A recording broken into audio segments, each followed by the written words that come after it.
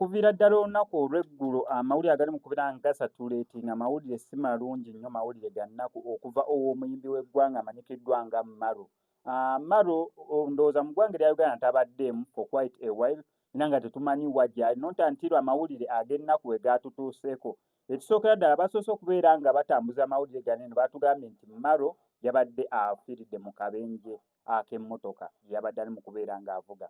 However, oluvannyuma ennyo n'avaayo n'abeera ng'agamba nedda bannange nze ng'omuntu ndi mulamu, however embeera gye ndimu si nnungi.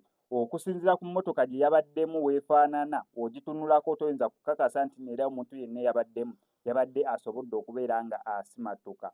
Maro yafunye akabenje si mu ggwanga erya Uganda, yabadde mu ggwanga erya Zambia yafunidde akabenje kano eno. Simanyi oba yasengukira okubeera ng'akwasaganya emirimu gye ng'omuyimbi kubanga mu ggwanga erya Uganda ddyo abadde aludde akaseera nga taliimu era nga ndowooza nze no bulijjo mmanyi balina mu European countries eyo oba wasigaddeyo, kumbe ali wano mu ggwanga erya Africa ali mu ggwanga erya Zambia.